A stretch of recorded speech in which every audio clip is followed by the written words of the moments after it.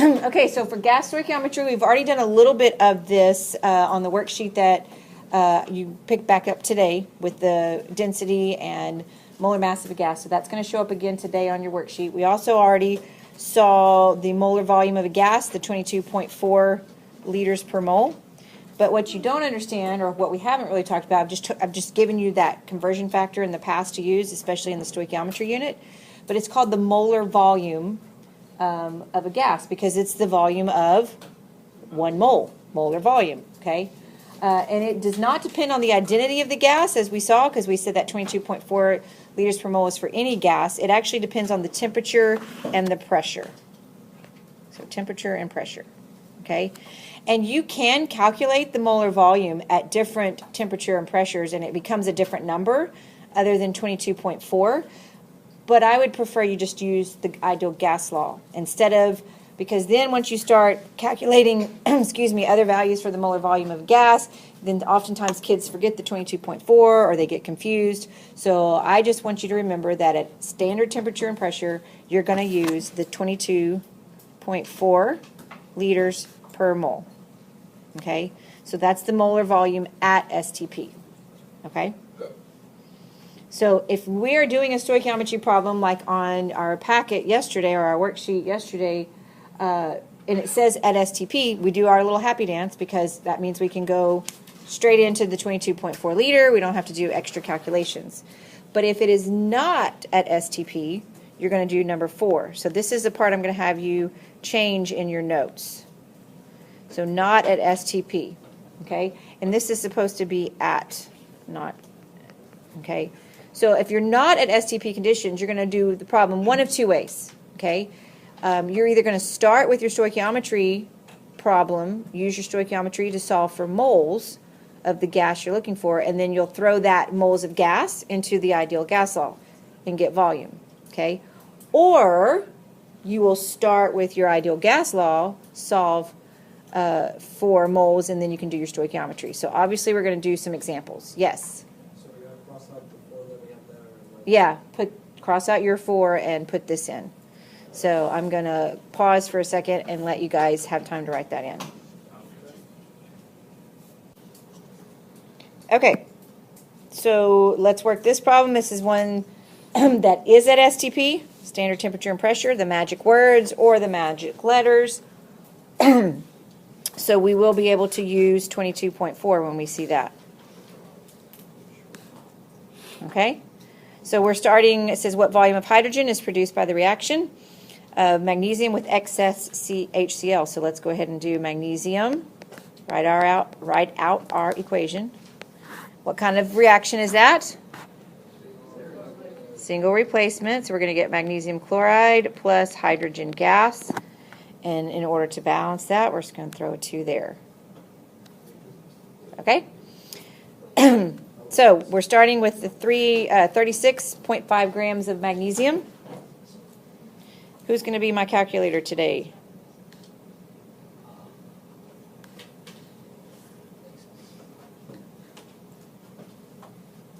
We're going to divide by moles, not moles, grams, so that we can convert to moles. Then we're going to use our mole ratio. 1 mole of magnesium will produce 1 mole of hydrogen gas. And because we are at STP, I can say for every 1 mole is 22.4 liters of any gas, right? So, who's my calculator today?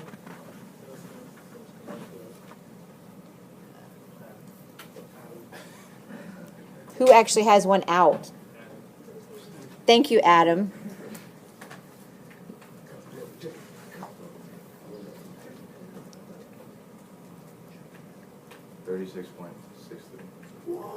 Okay, so say 33.6. We need 3 sig figs because of that right there. So it would be 33.6 liters of hydrogen would be produced from this reaction at standard temperature and standard pressure. Okay, so now we're going to do the same amount, 36.5, but we're going to do it at non-STP conditions, and you'll see it's a different value. Okay, does everybody have this before I move on? I'm trying to write slower. I know sometimes I write too fast. Okay. So what volume of hydrogen is produced by the reaction? Same amount of magnesium, but now we're at these conditions. Okay. So, oh, come on. This thing just decided to stop working. Okay. So now we have 25 degrees Celsius, and so that would be, our temperature is going to be 298 K when I add the 273. And then for pressure, you're going to do 730.5 divided by 760, and that should give you 0.9612 atmosphere. So we're going to need to use that in a moment. Okay? But the only thing we can actually start with at this time is the grams. So we're going to start with our grams, 36.5 grams of magnesium divided by the molar mass. I'm writing fast again, aren't I? Sorry. It's because I can do stoichiometry problems in my sleep. Thank goodness we can too. So we have 1 mole of magnesium is equal to 1 mole of hydrogen. Okay? That is where we're going to stop our stoichiometry problem, because we're going to take the moles of hydrogen and now plug it into our ideal gas law. So let's calculate that and tell me how many moles we get. 1.5 moles. Is it 1.50 or is it just 1.5? Okay. So that's moles of hydrogen, but it wants volume. Well, we're not at STP, so we can't do the magic 22.4, so no happy dances here. Okay? So now we're going to use our ideal gas law, PIV-NERT, and solve for volume. So now we'll put 1.50 moles, our 0.0821 liters atmosphere over mole K, our 298.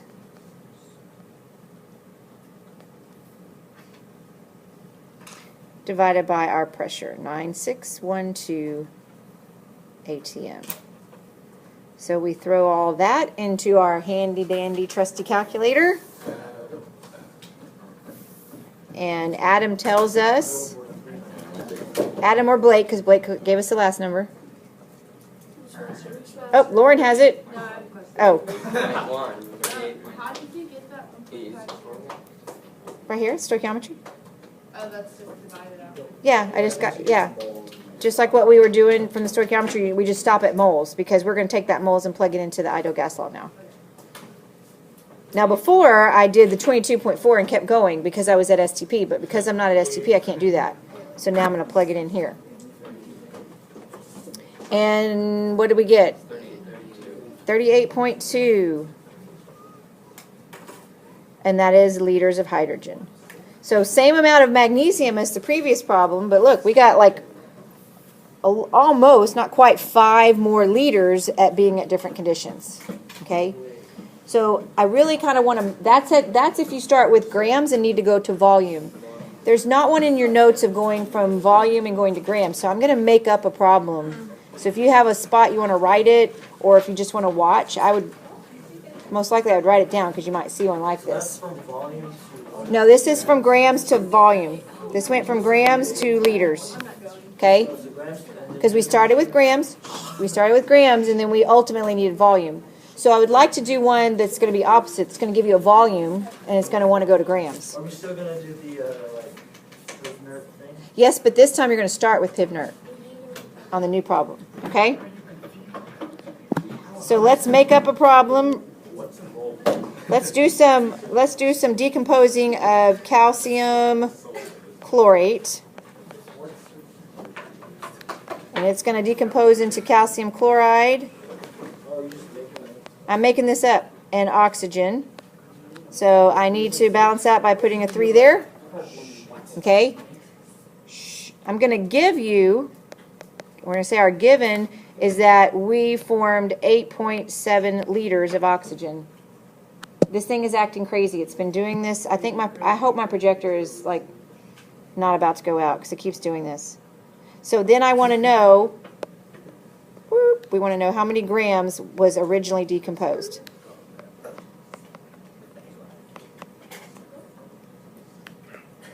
So that's what we're going to look for in our made-up problem. For calcium? For calcium chlorate. I'm pointing to the whole thing, not just calcium, because the calcium's not decomposing, the calcium chlorate is decomposing. So this time, since I have volume, I can't start with my stoichiometry, so I'm going to start with my pivnert, and I'm going to solve for moles. So it's going to be N is equal to PV RT. And I need to give you some conditions. I didn't do that. Okay? So conditions not at STP are going to be, let's go with 28 degrees Celsius. And let's go ahead and keep it easy and say 1.9 atmosphere. So 28 degrees Celsius is going to be 301 Kelvin. Yes? Okay. So we're going to throw everything in and solve for moles. Okay? So we have the pressure of 1.9 atmosphere. Our volume was 8.7. Divided by R, always the same.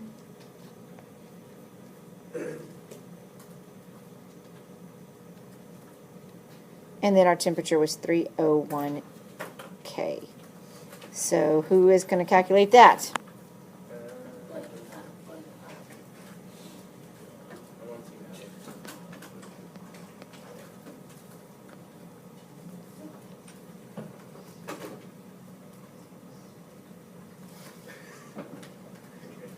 What you got?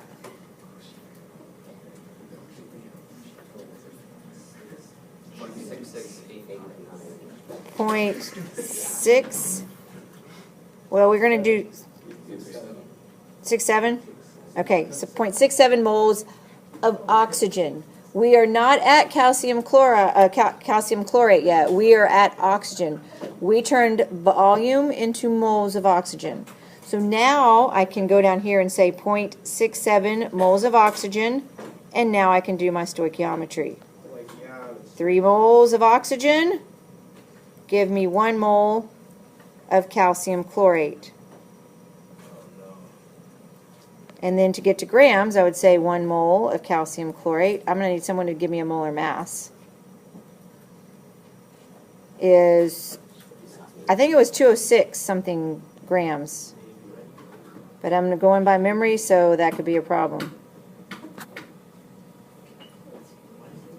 Was it 206.98? Someone...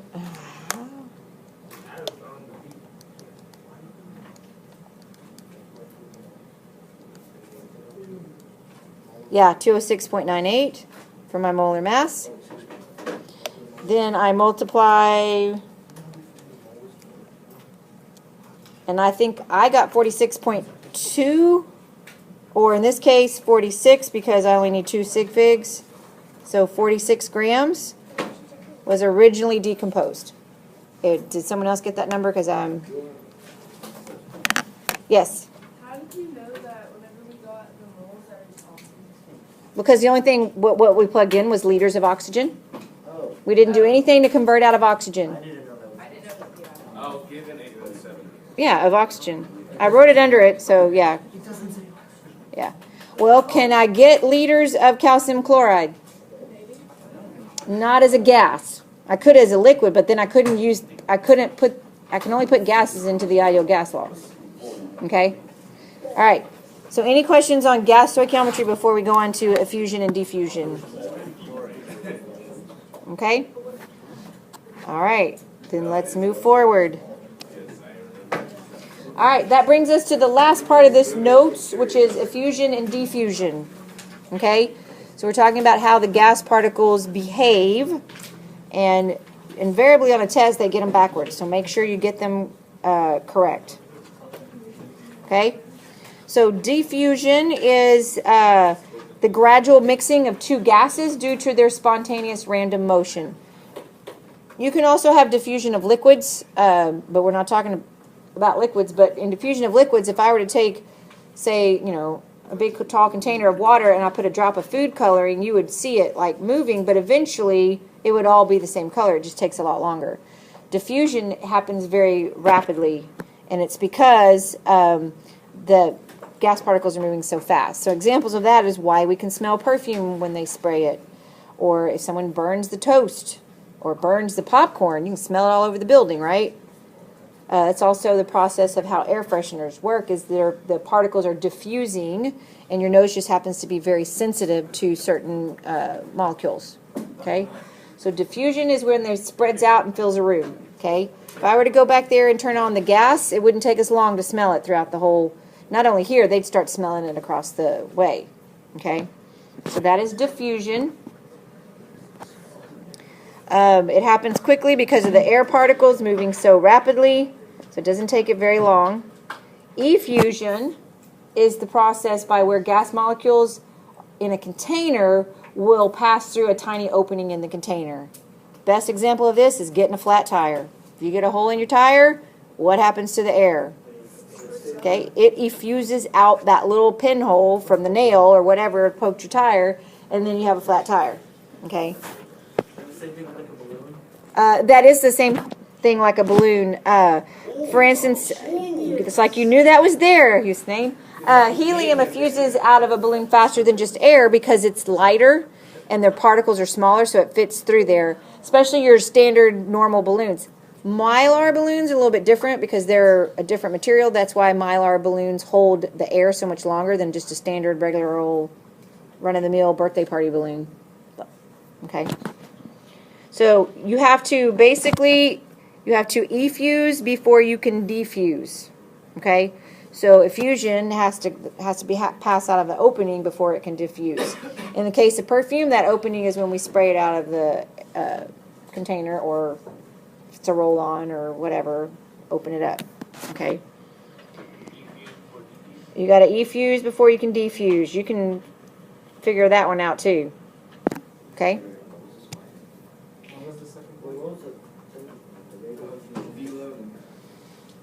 Oh, okay. So that brings us to Graham's law, and Graham's law is governing the rates of diffusion of gases. Okay. So at the same temperature and pressure, they are inversely proportional to the square root of their molar masses. So it looks like this. So let's say we have the rate of A over the rate of B.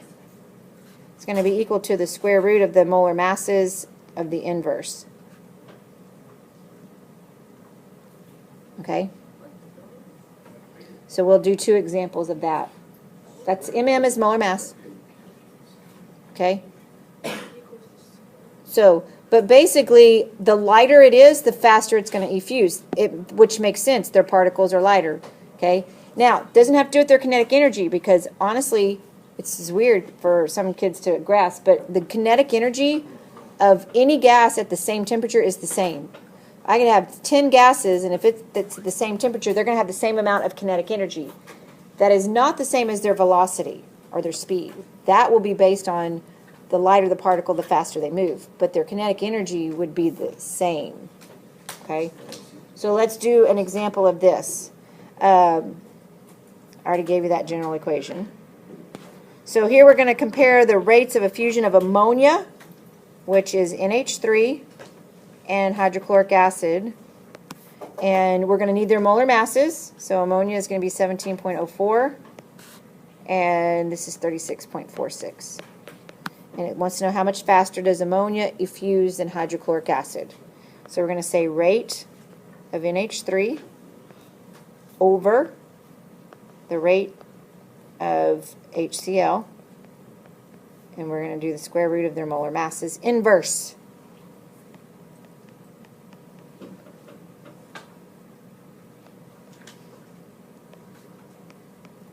So you throw that in your calculator and you should get 1.463, so basically 1.5 times faster.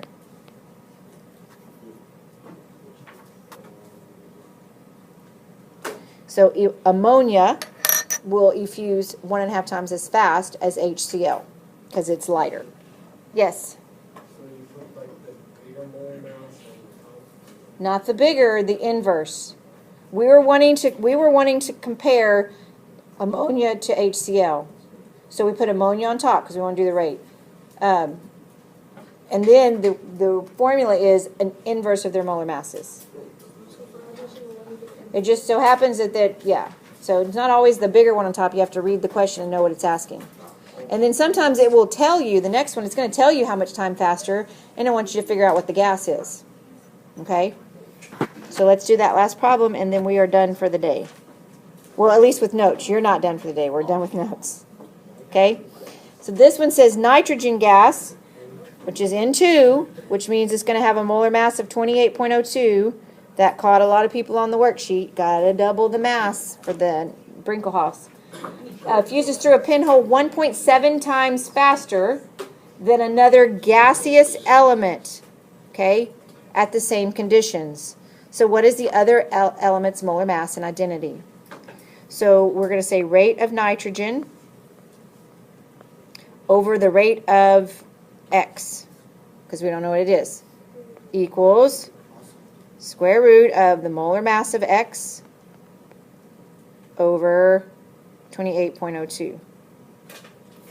It tells us in the problem that that was what?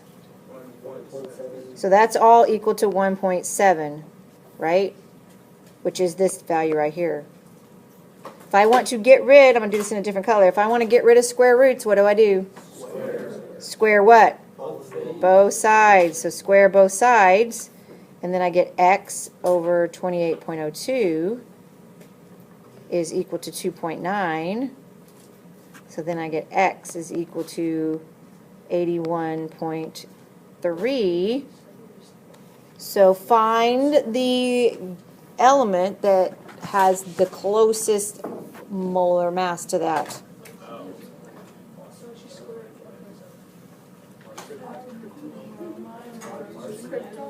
Krypton, yes. Krypton. Why is it not bromine? Because bromine's a liquid. Because bromine's a liquid. That's the main reason right there.